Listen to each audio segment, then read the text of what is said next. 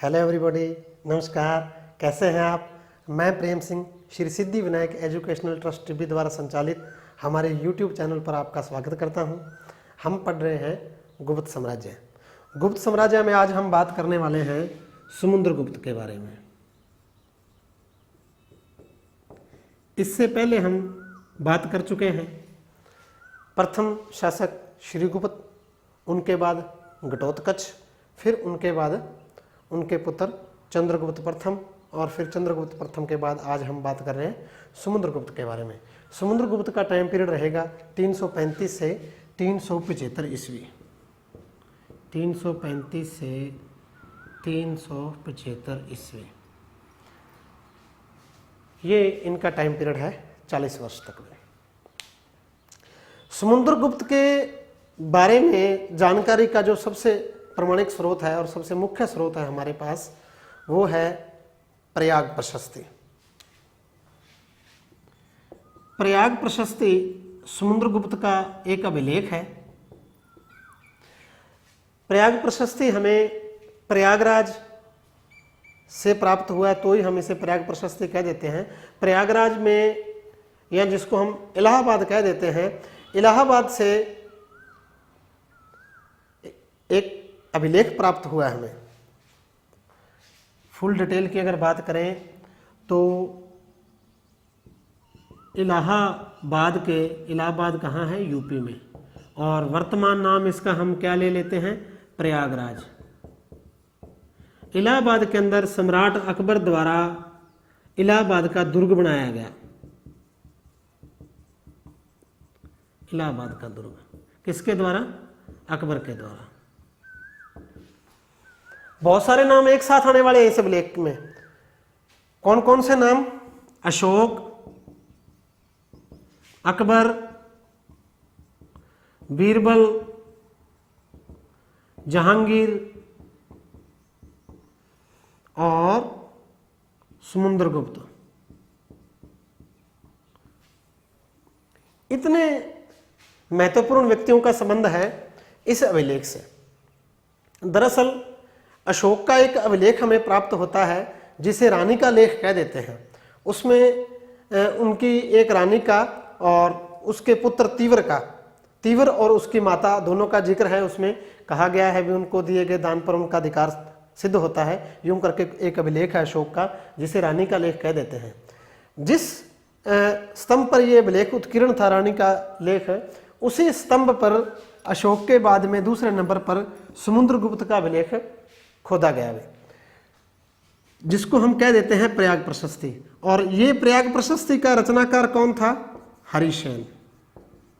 हरिसेन दरबारी कवि था समुद्रगुप्त का, और इसने उस अभिलेख की रचना की जिसकी भाषा जो है वो विशुद्ध संस्कृत है और लिपि ब्रह्मी है, शैली चंपू है, और ये अभिलेख उन्होंने खुदवाया। उसी स्तंभ को अकबर ने जब इलाहाबाद के दुर्ग का निर्माण करवाया तो उस स्तंभ को उन्होंने मंगवा के, जहां पर वो स्थापित है पहले, उसको दुर्ग के अंदर लगवा दिया ताकि वो सुरक्षित रहे, कोई उसको नुकसान नहीं पहुंचा सके। उसके ऐतिहासिक महत्व को समझते हुए अकबर ने उस अभिलेख को बाहर से मंगवा के दुर्ग के अंदर स्थापित करवा दिया। और बाद में फिर बीरबल ने उस पर अपना लेख खुदवाया, और फिर उसके बाद जहांगीर ने भी उस पर अपना लेख खुदवाया। तो इन दोनों के लेख भी उससे मिलते हैं। तो हम कह देते हैं भी इतने शासकों का संबंध प्रयाग प्रशस्ति से है। प्रयाग प्रशस्ति हम क्यों कह देते हैं? क्योंकि प्रयागराज में जो वहाँ दुर्ग है जो अकबर ने बनवाया था उसके अंदर स्थित है। जिस जगह से जो स्तंभ हमें प्राप्त होता है वही हम उसी जगह के नाम पर उसका नामकरण किया करते हैं हमें। तो प्रयाग प्रशस्ति पर वापस आ जाते हैं हम। समुद्रगुप्त के बारे में जानकारी का यूं तो एक और अभिलेख भी मिलता है, ऐरण अभिलेख मिलता है हमें समुद्रगुप्त का, लेकिन सबसे जो ज़्यादा सामग्री प्रचुर मात्रा में मिलती है प्रयाग प्रशस्ति से। प्रयाग प्रशस्ति के रचनाकार हरिसेन, और मैंने आपको जैसा बताया भी भाषा इसकी कैसी है? भाषा संस्कृत है, और लिपि क्या है? लिपि ब्रह्मी है भी, मतलब लिखा ब्रह्मी लिपि में गया है, लेकिन भाषा क्या है? संस्कृत है। शैली मैंने आपको कहा भी चंपू शैली है।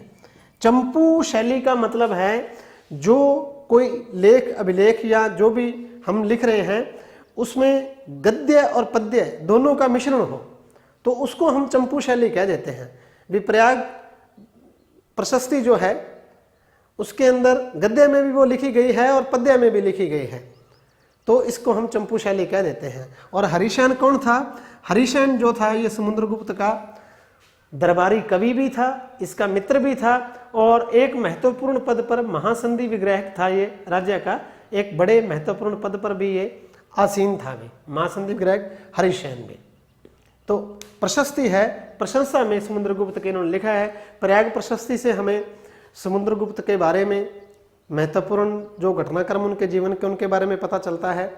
समुद्रगुप्त के समस्त विजय अभियानों के बारे में पता चलता है भी किस प्रकार उन्होंने आर्यवत पर 2 बार आक्रमण किए, किस प्रकार उन्होंने दक्षिणावर्त के जो हैं 12 राज्यों को पराजित किया, किस प्रकार उन्होंने उत्तर पूर्व के अंदर जो सीमावर्ती राज्य हैं उनसे अपनी अधीनता मनवाई, किस प्रकार उन्होंने पश्चिम के जो गणतंत्र और राजतंत्र थे उनको समाप्त किया है, और जो अन्य पड़ोसी शासक हैं उन्होंने कैसे अधीनता स्वीकार की है। ये पूरा डिटेल से हमें और किस जगह पर किस नीति का अवलंबन किया गया है समुद्रगुप्त के द्वारा, ये सारी जानकारी हमें प्रयाग प्रशस्ति से प्राप्त होती है। तो प्रयाग प्रशस्ति महत्वपूर्ण स्रोत है। इसी आधार पर जो स्मिथ महोदय हुए हैं, स्मिथ महोदय अंग्रेज विद्वान हैं भी स्मिथ ने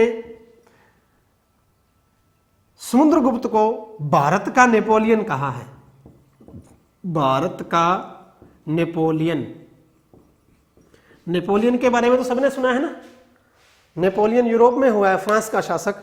तो स्मिथ ने समुद्रगुप्त को भारत का नेपोलियन कहा है और उसकी वजह है इनके विजय अभियान, और जिसके बारे में हमें प्रयाग प्रशस्ति से विजय अभियानों के अलावा जो समुद्रगुप्त की प्रशासनिक व्यवस्था है और कैसा समाज का ढांचा है, कई हर प्रकार के पहलू पर थोड़ा थोड़ा प्रकाश जो है पड़ता है, इसलिए महत्वपूर्ण स्रोत है प्रयाग प्रशस्ति।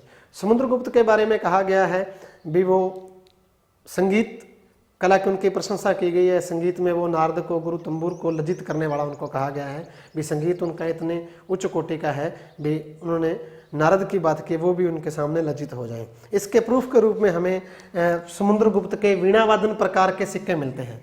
देखो सिक्कों की बात करें ना अगर, तो बहुत सारे सिक्के हमें समुद्रगुप्त के मिलेंगे। अब उनमें से एक है वीणावादन प्रकार के सिक्के, मतलब इस प्रकार के सोने की मुद्राएं हमें समुद्रगुप्त की प्राप्त हुई हैं जिन पर उन्हें वीणा बजाते हुए दिखाया गया है, तो हम उन्हें वीणावादन प्रकार के सिक्के कह देते हैं।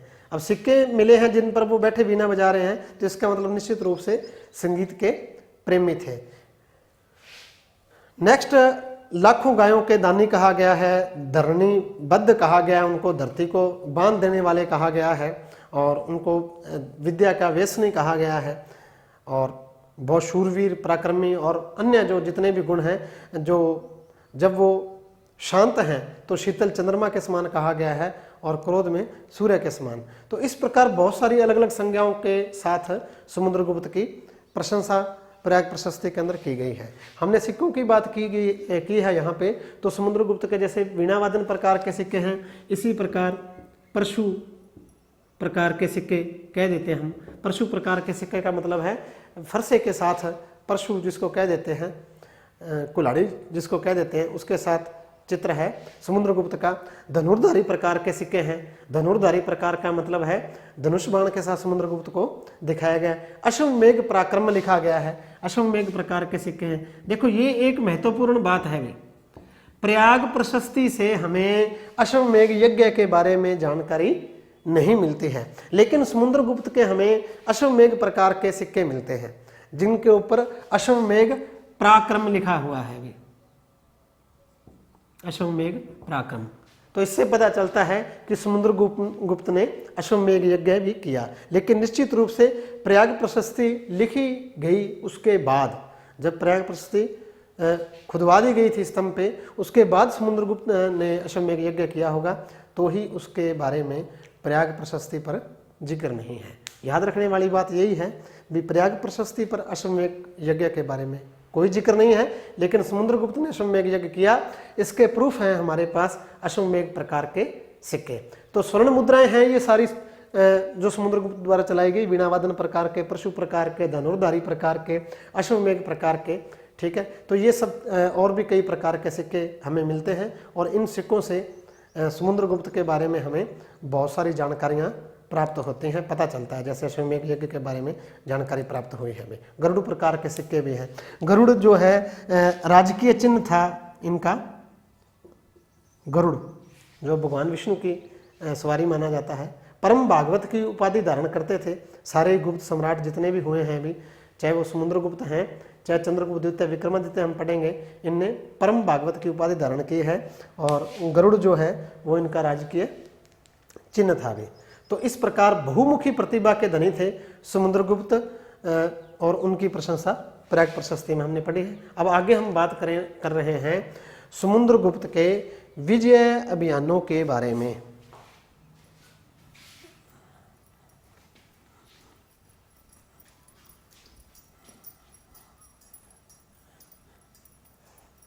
समुद्रगुप्त के विजय अभियान।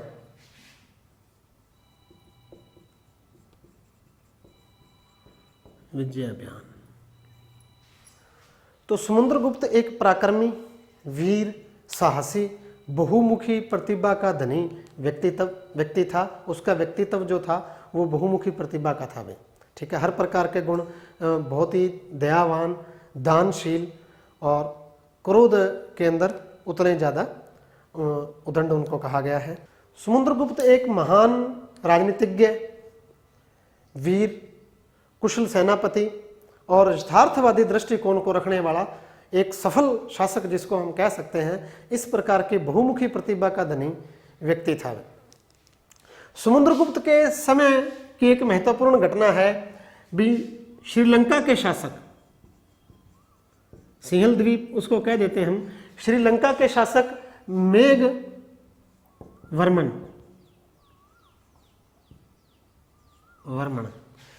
श्रीलंका के शासक मेघवर्मन ने गया के अंदर एक बौद्ध मंदिर बनाने के लिए इनसे परमिशन मांगी है, दूत भेज के। बोध गया आपको पता है वो जगह है जहां पर महात्मा बुद्ध को ज्ञान की प्राप्ति हुई, वर्तमान बिहार के अंदर है। तो गया के अंदर जो है एक बौद्ध मंदिर बनाने के लिए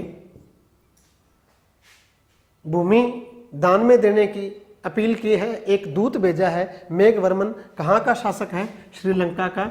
इनके दूत ने आके प्रार्थना की है समुद्रगुप्त से भी आप गया में हमें मंदिर बनाने की परमिशन दें, और फिर अनुमति भी दे दी है समुद्रगुप्त ने और मंदिर का निर्माण होगा। हम बात कर रहे थे विजय अभियानों के बारे में। तो विजय अभियानों की जानकारी हमें पूरी क्रमबद्ध रूप से प्रयाग प्रशस्ति से मिलती है। वे प्रयाग प्रशस्ति और एक दूसरा एरण्य अभिलेख मैंने आपको कहा है, उसके एरण्य अभिलेख से भी हमें समुद्रगुप्त की प्रशंसा में और उनके बारे में जानकारी के बहुत सारे तथ्य जो हैं एरण्य अभिलेख से पता चलते हैं। लेकिन प्रयाग प्रशस्ति में क्रमबद्ध रूप से पूरे उनके उत्तरापथ के दोनों बयान और दक्षिणापथ के बयान के बारे में जानकारी है। प्रयाग प्रशस्ति को पढ़ने के बाद ही स्मिथ मोदिया ने जो है समुद्रगुप्त को भारत का नेपोलियन कहा है। तो सर्वप्रथम जैसे ही सिंहासन पर 335 ईस्वी में समुद्रगुप्त बैठे हैं, तो एक काच नाम से भी सिक्के समुद्रगुप्त के कुछ सिक्के मिले हैं जिन पर काच लिखा हुआ है। अब विद्वानों का बड़ा मतभेद है। कुछ लोगों का कहना है भी काच समुद्रगुप्त की ही उपाधि है, और कुछ लोगों का कहना है भी चंद्रगुप्त प्रथम के बाद उनका जो बड़ा पुत्र था वो काच था, वो सिंहासन पर बैठा है और समुद्रगुप्त के साथ उसका उत्तराधिकार का युद्ध हुआ है, और उस युद्ध में विजयी होने के बाद उसने काच को पराजित कर दिया और यहाँ उसको समाप्त कर दिया और फिर सिंहासन पर बैठा है। और कुछ का कहना है नहीं, ये समुद्रगुप्त की ही उपाधि है। तो मतभेद है, ज़्यादा प्रमाणिक नहीं है, तो हमने इसके बारे में बात नहीं की है। लेकिन ये निश्चित रूप से भी काच नाम से सिक्के मिले हैं जिनका जो टाइम पीरियड है वो समुद्रगुप्त के टाइम पीरियड से मिलता है। तो कुछ ना कुछ इसमें दोनों में से एक बात निश्चित रूप से हो सकती है, उनके कोई भाई भी हो सकते हैं या समुद्रगुप्त की उपाधि भी हो सकती है। तो समुद्रगुप्त ने जो प्रथम विजय अभियान किया वो किया आर्यावर्त के अंदर। आर्यावर्त कौन सा इलाका आ जाता है? थोड़ा सा मैप से अगर आप समझो तो आर्यावर्त आ जाता है भारत में, ये जो उत्तर भारत का इलाका है, मतलब नर्मदा जो नदी है इसके ऊपर विंध्याचल पर्वत जो मध्य प्रदेश में है उसके उत्तर में और हिमालय के दक्षिण में और पूर्व में जिसमें हम लेंगे बंगाल तक, और इधर जो पंजाब और गुजरात तक का जो इलाका हम लेंगे, ये सारा क्या कहलाता है? आर्यावर्त कहलाता है। तो आर्यावर्त के प्रथम अभियान के अंदर बहुत सारे राजाओं को पराजित किया समुद्रगुप्त ने, और फिर दक्षिण भारत की तरफ अभियान किया, जिसको हम दक्षिणापथ का अभियान कह देते हैं। दक्षिणापथ का अभियान किया और फिर वापस उत्तर भारत आ गए, और तब तक जो है उनकी अनुपस्थिति का लाभ उठा के आर्यावर्त के शासकों ने मिलकर यूनियन बना ली है, और दोबारा से समुद्रगुप्त के साथ उनका युद्ध हुआ है, दोबारा फिर उन्होंने पराजित किया है। तो आर्यावर्त के दोनों अभियान में, आर्यावर्त में कितने अभियान किए? 2 अभियान किए हैं, और दोनों अभियानों के अंदर कुल 9 राजाओं को पराजित किया है समुद्रगुप्त ने।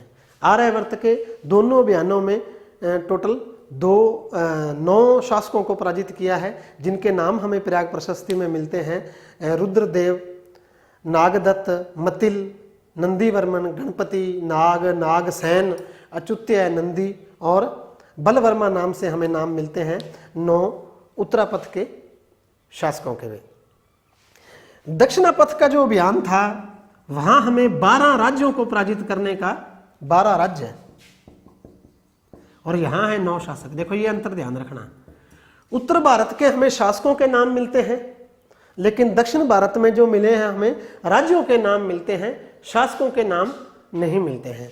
तो दक्षिणापथ के अभियान के अंदर 12 राज्यों को पराजित किया है समुद्रगुप्त में, जिनमें कौशल, महाकांतर, कोरल, कोटर, पिष्टपुर, ऐरनपल्ली, कांची, अवमुक्त, वेंगी, पल्लक, देवराष्ट्र और कुस्थलपुर नाम से हमें 12 नाम दक्षिणापथ से मिलते हैं। भी यहाँ राजाओं के नाम हमें नहीं मिलते हैं। उत्तरापथ में जो अभियान किए हैं, आर्यावर्त भी कह देंगे, उत्तरापथ भी कह देंगे, सेम ही बात है। इसकी जगह आपको उत्तरापथ शब्द भी किताब में लिखा हुआ मिल जाएगा, उत्तरापथ या आर्यावर्त एक ही बात है। तो फिर ये दक्षिण भारत के जो 12 राज्य हैं, इनको पराजित किया है। अब देखो सुदूर दक्षिण में नहीं गए हैं। दक्षिणापथ में जो है कर्नाटक तक का इलाका आता है, उत्तरी कर्नाटक तक का, जहां तक हम कह सकते हैं मौर्य साम्राज्य की सीमा थी, उसको हम दक्षिणापथ कह देते हैं। दक्षिणापथ के अंदर जो तमिलनाडु केरल वाला इलाका है वो नहीं आएगा, उसको हम सुदूर दक्षिण के अंदर लेंगे, दक्षिणापथ के अंदर उनको नहीं लेंगे। तो अब नेक्स्ट बात जो आती है भी उत्तरापथ या आर्यावर्त के अभियान और दक्षिणापथ के अभियान, इन दोनों अभियानों में समुद्रगुप्त ने अलग अलग नीति का अवलंबन किया है। उत्तरापथ में जिन 9 शासकों को समुद्रगुप्त ने पराजित किया, उनके बारे में उनके द्वारा अलग नीति अपनाई गई, और दक्षिणापथ के जिन 12 राज्यों को पराजित किया, उनके बारे में अलग नीति अपनाई गई है। इनकी बात करें तो हमें जो नीति लिखी हुई मिलती है प्रयाग प्रशस्ति से, ग्रहण, मोक्षानुग्रह, और उत्तरापथ के बारे में जो नीति हमें मिलती है वो है प्रसादोधरण। इसका तो शाब्दिक अर्थ है, प्रसादोधरण का मतलब जड़ मूल सहित उनको उखाड़ के फेंक दिया है। उत्तरापथ में, आर्यावर्त में जिन शासकों को समुद्रगुप्त ने पराजित किया, उनको जड़ मूल सहित उखाड़ के फेंकने का मतलब है वे उनके वंश को समाप्त कर दिया है, और उनके राज्य को समाप्त करके, और जो उनका पाटलिपुत्र से जो उनका संचालित हो रहा है प्रशासन, मुख्य प्रशासन के अंदर ले लिया है उत्तरापथ वाले राज्यों को, उनकी स्वतंत्रता को पूरी तरह नष्ट कर दिया, उनको अपने राज्य के अंदर मिला लिया है। लेकिन दक्षिणापथ में ऐसा नहीं किया है। दक्षिणापथ के जिन 12 राज्यों की हमने बात की है, चाहे कौशल है, महाकांत्र है, कोटर है, जितनी वेंगी की बात हमने की है, ठीक है, इनको उत्तरापथ वाला यहाँ सिस्टम लागू नहीं हुआ है। यहाँ दूसरी नीति अपनाई गई है, ग्रहण मोक्षानुग्रह। ग्रहण मोक्षानुग्रह 3 शब्दों से मिलकर बना है, ग्रहण, मोक्ष और अनुग्रह। मतलब पहले किसी राज्य पर अधिकार कर लिया, जैसे वेंगी की बात कर रहे हैं, वहां गए और उनके जो शासक थे उनको पराजित किया और समुद्रगुप्त ने अधिकार कर लिया, तो ग्रहण कर लिया। फिर मोक्ष का मतलब है उनको मुक्त कर दिया, और जब मुक्त कर दिया तो उन पर एक प्रकार से अनुग्रह किया है, तो ये नीति कहलाई ग्रहण मोक्षानुग्रह। तो यहां पर जो समुद्रगुप्त की नीति थी भी उनकी लक्ष्मी से उनको वंचित कर दिया। कहने का मतलब है जो उनके पास खजाना था, जो कीमती द्रव्य सामग्री उनके पास थी वो सारी उनसे ले ली है और वहाँ के शासकों ने समुद्रगुप्त की अधीनता स्वीकार कर ली। अब उनका शासन संचालन करने के लिए समुद्रगुप्त ने उनको वापस दे दिया है, तो एक प्रकार से बहुत बड़ा अनुग्रह भी समुद्रगुप्त ने उनके ऊपर कर दिया और इस प्रकार हमेशा हमेशा के लिए वो जो है गुप्त साम्राज्य के वफादार भी बन गए और अनुग्रहित भी हुए, उस चीज़ को भी वो छोड़ नहीं पाए वे। अब ये जो है विद्वानों ने इनको बहुत ही व्यवहारिक नीति कहा है समुद्रगुप्त के। देखो समुद्रगुप्त इस बात से भली भांति परिचित थे, दक्षिण के जो इलाके हैं उनको मगध में बैठ के या पाटलिपुत्र में बैठा जो शासक है वो उनको संचालित नहीं कर सकता। दक्षिण भारत के राज्यों को प्रत्यक्ष अगर प्रत्यक्ष शासन के अंतर्गत उनको ले लिया जाता है, प्रत्यक्ष नियंत्रण में ले लिया जाता है और वहां अधिकारी नियुक्त किए जाते हैं, जैसा हमने मौर्य साम्राज्य के अंदर पड़ा केंद्रीकृत शासन व्यवस्था थी, तो वो इतनी ज्यादा अब सफल नहीं थी क्योंकि मौर्य साम्राज्य के टाइम में और इनके टाइम में बड़ा लंबा गैप आ गया है, 6-7 शताब्दियों का गैप आ गया है और इतने समय बाद अब परिस्थितियां वैसी नहीं हैं। इस बात को समुद्रगुप्त समझते थे, इसलिए उनको पता था भी नियमित रूप से जो है मेरे को कर ये राज्य भेजते रहेंगे, किसी प्रकार की कोई सहायता की आवश्यकता है तो वो भी उपलब्ध रहेगी और अधीनता भी स्वीकार कर रहे हैं, तो फिर वहाँ के जो प्रशासन का बोझ अपने सर पर उठाने की जरूरत ही कहाँ है, तो इसलिए उन्होंने इस नीति को अपनाया। लेकिन उत्तरापथ के अंदर जो है प्रत्यक्ष नियंत्रण में ले लिया इन राज्यों को। इसके अलावा जो सीमावर्ती राज्य हैं उनके बारे में हम बात करते हैं। उत्तर और उत्तर पूर्व में हमें राज्य मिलते हैं जैसे नेपाल, कृतपुर, डभोक, कामरूप, ये मिलते हैं। अभी कामरूप असम है, डभोक बंगाल बांग्लादेश वाली साइड रह गया, नेपाल और कृतपुर जो है ये उत्तर में रह गए हैं। तो इन सीमावर्ती जो राज्य हैं इन्होंने अधीनता समुद्रगुप्त की स्वीकार कर ली है। इसके अलावा पश्चिम की अगर बात करें, पश्चिम के अंदर हमें 9 गणराज्य मिलते हैं जिनको समुद्रगुप्त ने समाप्त किया। इनमें अभीर, योद्धे, माल्य, अर्जुनायन, प्राजुन और मद्रक, सनकानिक, काक, खरपारिक जैसे नाम हमें पढ़ने को मिलते हैं। ये पश्चिम भारत के वो 9 गणराज्य हैं जिनको समुद्रगुप्त ने समाप्त किया। ये कहा जाता है भी भारतीय उपमहाद्वीप में से जो गणराज्यों वाली व्यवस्था जो हम महाजनपद काल से पढ़ते आ रहे हैं, तो इन गणराज्यों को अंतिम रूप से समाप्त करने की जो जिम्मेदारी है वो समुद्रगुप्त पर डाली जाती है। भी इन्होंने समाप्त किया, तो इन गणराज्यों को भी इन्होंने समाप्त किया और वहाँ की व्यवस्था को भंग किया। उन्होंने अधीनता जो है समुद्रगुप्त की स्वीकार की है। इसके अलावा ये तो सीमावर्ती राज्य थे, इसके अलावा कुछ पड़ोसी देश भी थे, शक्तिशाली शासक थे जो पड़ोस में, उनके बारे में अगर हम बात करें तो पड़ोसियों में उन्होंने भी समुद्रगुप्त की जो है अधीनता स्वीकार की है। इनमें शाहानुशाही ये नाम आता है, एक तो शाहानुशाही, शक, मरुंड,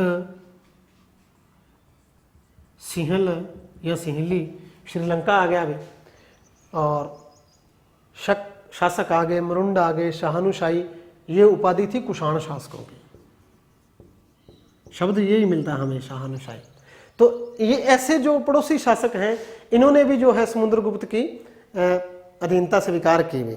इनके साथ कई प्रकार की नीतियां, अलग अलग राज्यों के साथ अलग अलग नीतियों का अवलंबन किया गया, जैसे आत्मनिवेदन है, शासन याचना है, गुरुत्वमंदिक है और स्वभुक्ति याचना है। ये ऐसी ऐसी हमें मिलती हैं। सबका अलग अलग नाम से हमें स्पष्ट पता चल जाएगा, जैसे स्वविषय भुक्ति याचना।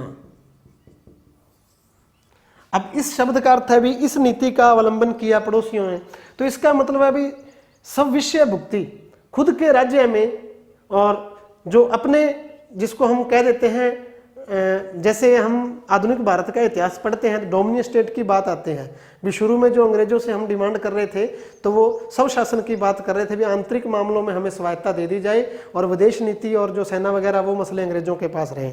तो डोमिनियन स्टेट का जो दर्जा है उस प्रकार की ये मिलती जुलती बात आ जाती है।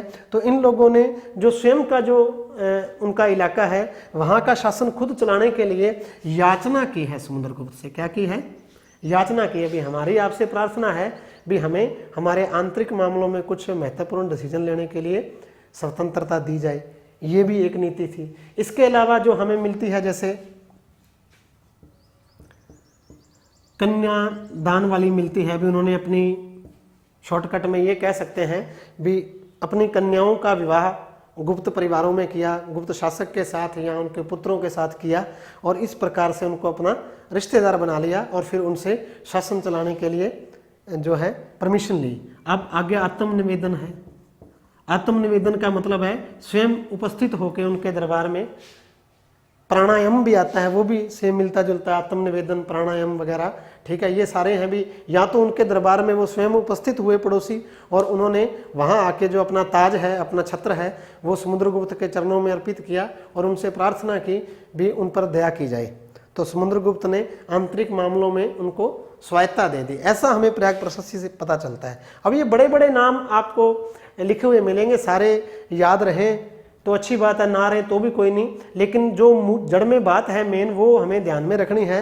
भी इन सब का अर्थ यही है भी जो पड़ोसी थे वो समुद्रगुप्त से भयभीत हो गए हैं, और भयभीत होके फिर जिसके जो सूझा, जिसको किसी को लगा भी नहीं रिश्तेदारी बनानी चाहिए ऐसे बहादुर लोगों के साथ, तो उन्होंने अपनी कन्या का विवाह कर दिया समुद्रगुप्त से, उनके किसी पुत्र से। कन्यादान वाली श्रेणी में आ गया। अब किसी ने उनको अपना गुरु बना लिया है, भी तू ही है सब कुछ।